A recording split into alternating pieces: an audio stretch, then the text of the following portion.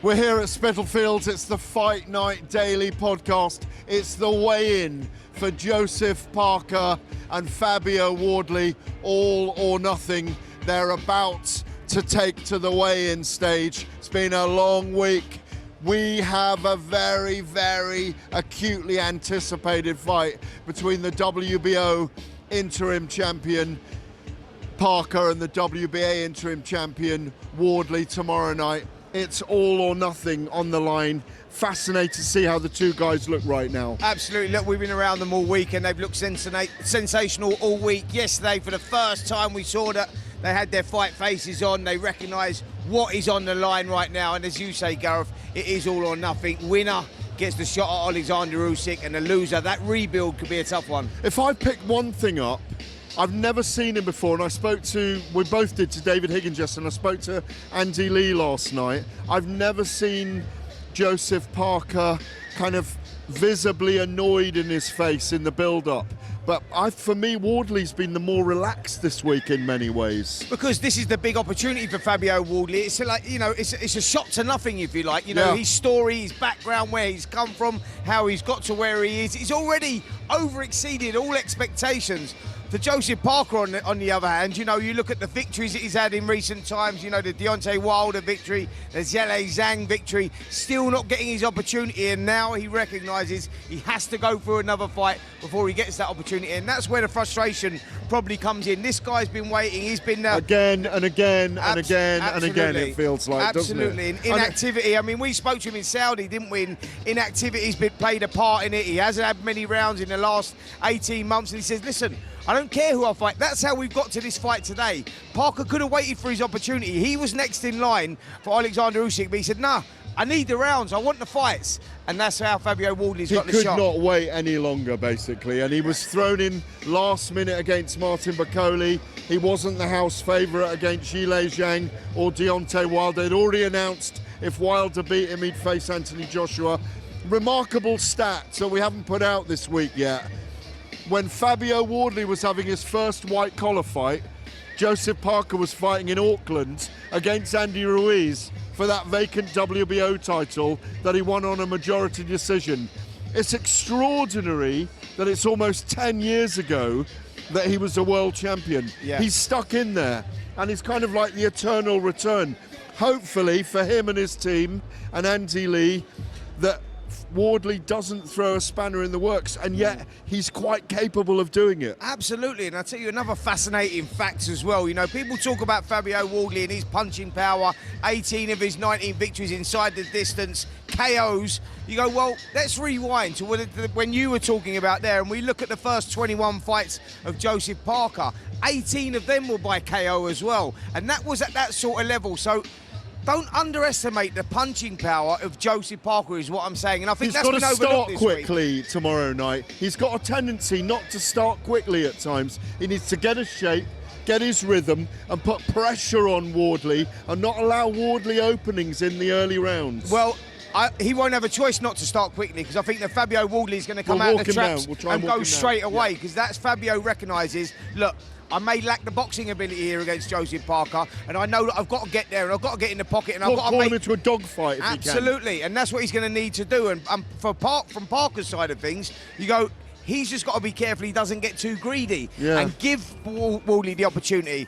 Fascinating, this one, because we know how good Parker is, but we don't know how good Fabio Wardley is. But did Justice Hooney create a blueprint for Andy Lee and Parker's team in the way that he went out there and he very skillfully walked Wardley down, then he used footwork, then he used movement, then he used his jab, then he used a variety of punches, and he exposed the fact that you can outbox Fabio Wardley and you can beat him to the punch. Absolutely, and I think that, you know, I think that Joseph Parker is going to take a lot from that. You know, there's going to be a game plan in place. Andy Lee is a great tactician. You know, they'll work on their chances. They know that Wardley's shot at knocking Parker out is by getting him to sit there. Is by getting him to be too greedy. They won't take those chances. They'll take their chances when they feel the timing is right. I can't overemphasise enough that for both these men, 24 hours away from being in the O2 Arena on the other side of the Thames, the victory means it's not guaranteed at the moment, but they could be facing a generational heavyweight great,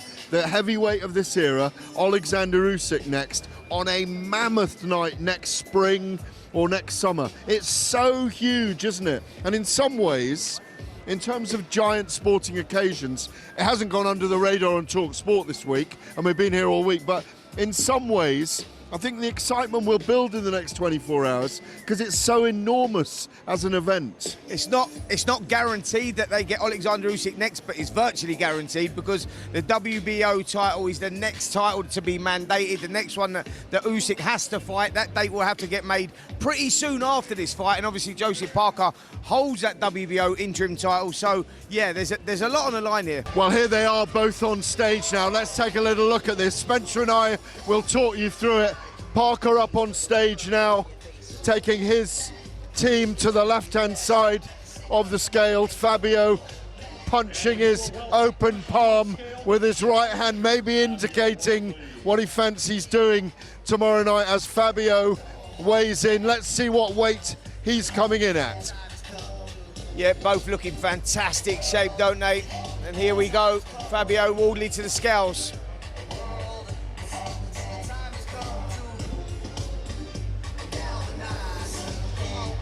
242.7 for the challenger, Fabio Wardley. He doesn't go up and down too much in weight, Fabio's around that 240 mark. Yeah. Great physique anyway, very natural physique, very athletic. That's the word, very athletic, and he's going to need to be against Joseph Parker, who I think will be a little heavier.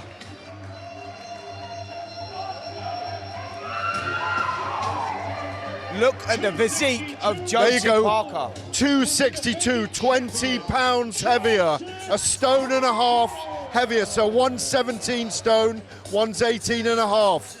But Gareth, what you was talking about earlier on in the week, and you're right in what you're saying there, it's not just about putting the weight on. This is more about the muscle mass, the athleticism that Joseph Parker's done, and he's done it the right way. Well, they look great together. Very intense stare down here. It's all or nothing for both of these men tomorrow night at the O2 Arena. Intense and long stare down here. As Fabio looks away, they face off into the raucous crowd here at Spitalfields Market in Whitechapel. Joe Parker just flexing. Two great gentlemen, of course. They tend not to disabuse their opponents in the build-up. We cannot wait for this tomorrow night. I'm sure Dev Sani will have a few words with them in a minute. Great noise here. We cannot wait for this one. Parker also looking very relaxed, enjoying the moment.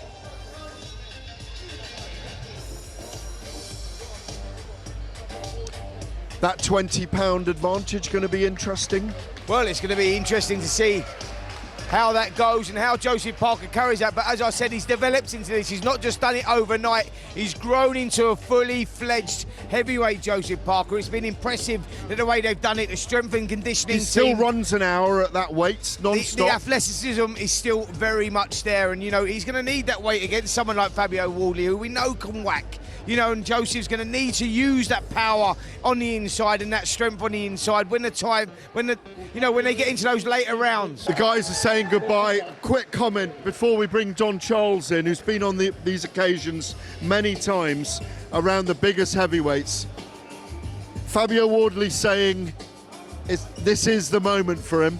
He's going to make a statement. And Parker saying he's going to fight fire with fire. Absolutely. Listen, Joseph Parker's fought fire with fire many times before. He done it against Zhilei Zhang.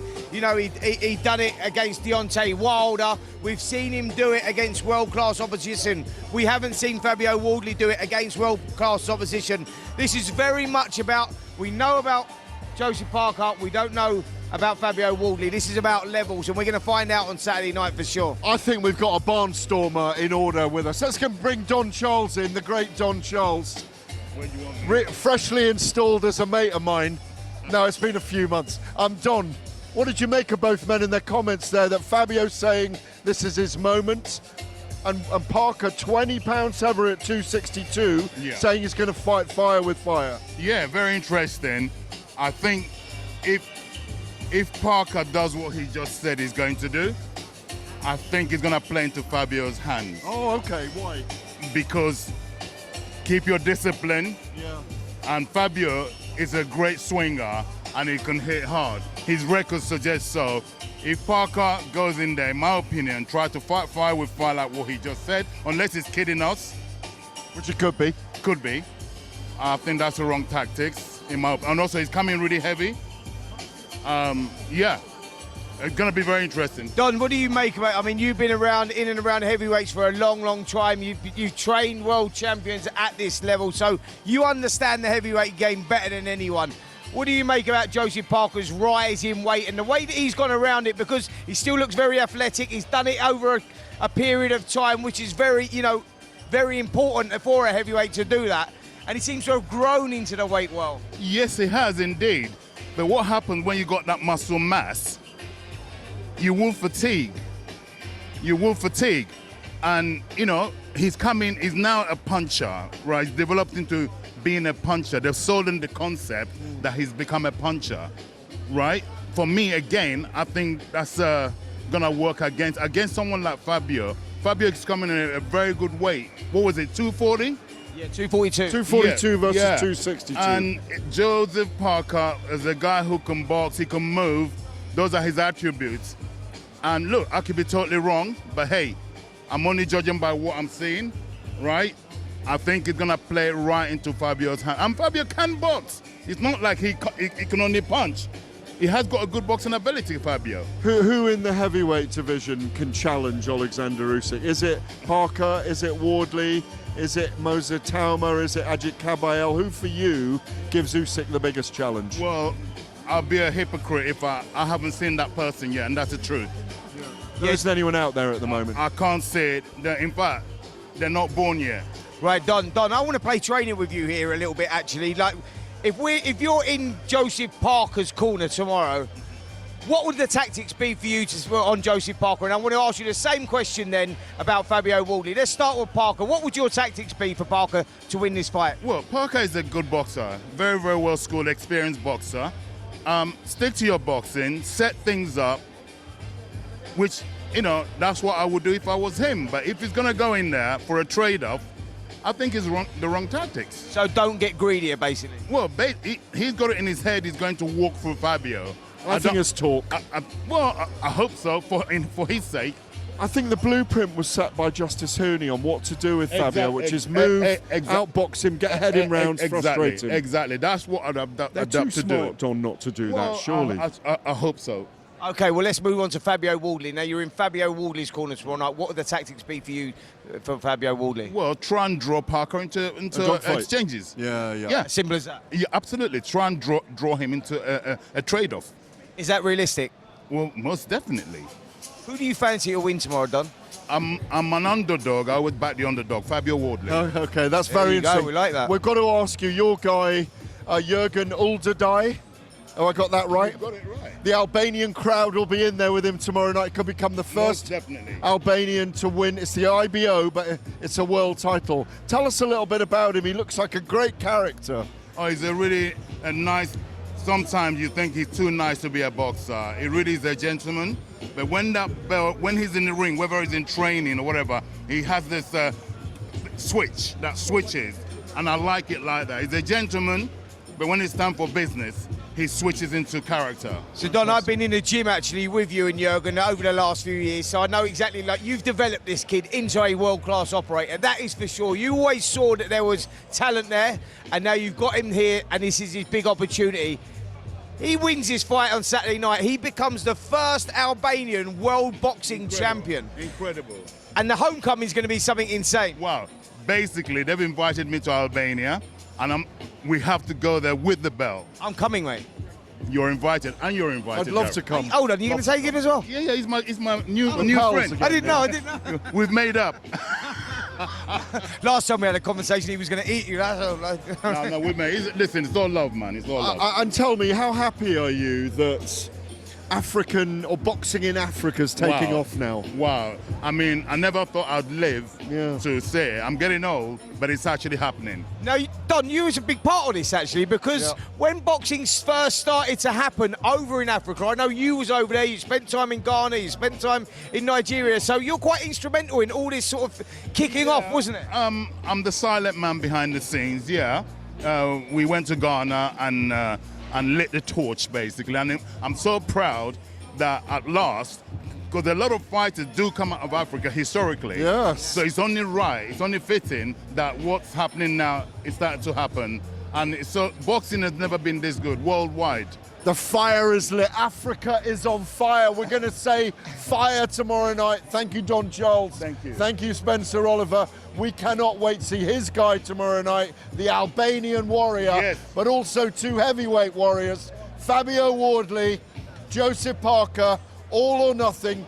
Join us on talkSPORT 2 at 7:30 p.m. and we'll be on talkSPORT at 10 p.m. Me, him, we might even get him at some point, Paul Smith and Andy Clark. Until tomorrow, see you then.